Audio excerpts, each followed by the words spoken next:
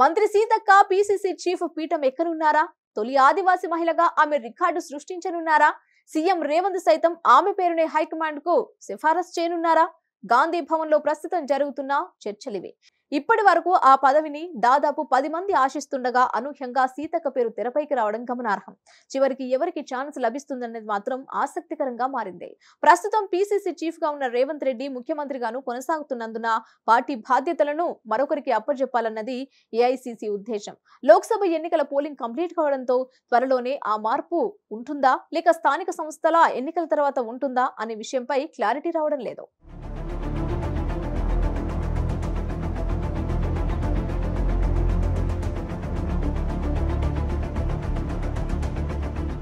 అయితే వచ్చే నెల 23 నాటి పీసీసీ చీఫ్ గా రేవంత్ రెడ్డి బాధ్యతలు చేపట్టి 3 సంవత్సరాల కాలం కంప్లీట్ అవుతోంది.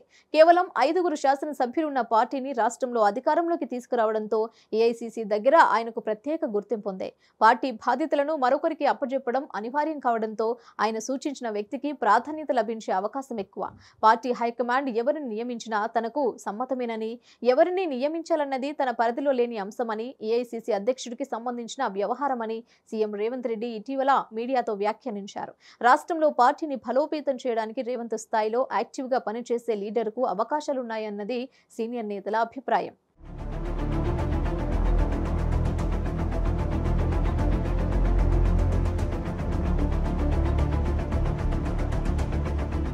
వాస్తవానికి పార్టీని సంస్థాగతంగా మరింత స్ట్రాంగ్ చేయడం, మరోవైపు పార్టీలోని భిన్నాభిప్రాయాలున్న నేతల విశ్వాసాన్ని చురగొనడం, సీనియర్లతో సఖ్యతగా మెలగడం, గ్రూప్ రాజకీయాలను సమర్థవంతంగా డీల్ చేయడం, ఇలాంటి అవసరాలన్నింటినీ దృష్టిలో పెట్టుకొని పీసీసీ చీఫ్ ఎంపికపై ఏఐసీసీ స్పష్టతకు వస్తుంది. ప్రస్తుతం వర్కింగ్ ప్రెసిడెంట్ గా ఉన్న మహేష్ కుమార్ గౌడ్ ఇటీవల ఎమ్మెల్సీగా ఎన్నికైన పీసీసీ చీఫ్ పోస్టును ఆశిస్తున్నారు.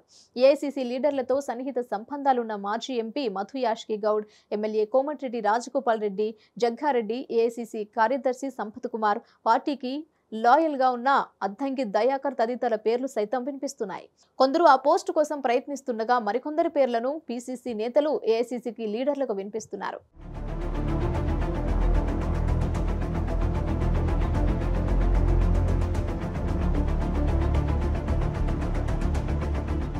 వీరందరి పోటాపోటీల మధ్య ఎవరికి పదవి లభిస్తుందన్నది అసలైన పాయింట్.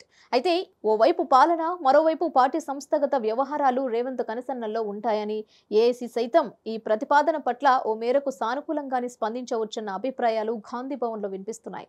సామాజిక సమీకరణాలను, పార్టీకి లాయల్ గా ఉండటం, అసమ్మతిని జాగ్రత్తగా డీల్ చేయడం, ఇలాంటి అనేక అంశాలను పరిగణనలోకి తీసుకొని రాష్ట్ర నాయకులతో సంప్రదింపుల తర్వాత హైకమాండ్ నిర్ణయం తీసుకోనుంది.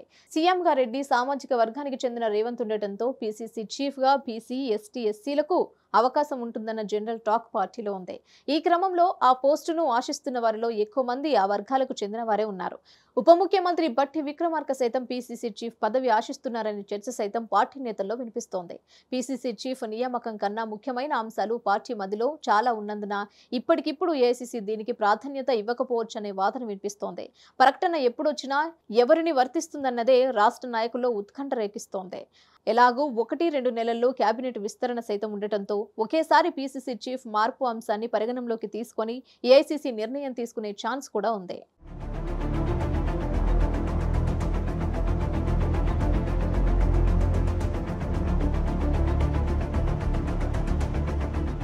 ప్రస్తుతం ముఖ్యమంత్రిగా ఉన్న సీతక్కకు పీసీసీ చీఫ్ బాధ్యతలు అప్పగిస్తే ఆమె మంత్రి పదవి నుంచి తప్పుకోవాల్సి ఉంటుంది.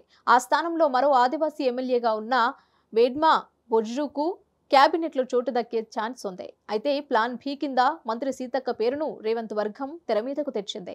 ఆదివాసీ మహిళకు తొలిసారి ఇచ్చినట్లు అవుతుందని, ఈ మేరకు ఏఐసీసీకి సీతక్క పేరును సిఫారసు చేస్తున్నట్లు తెలుస్తోంది.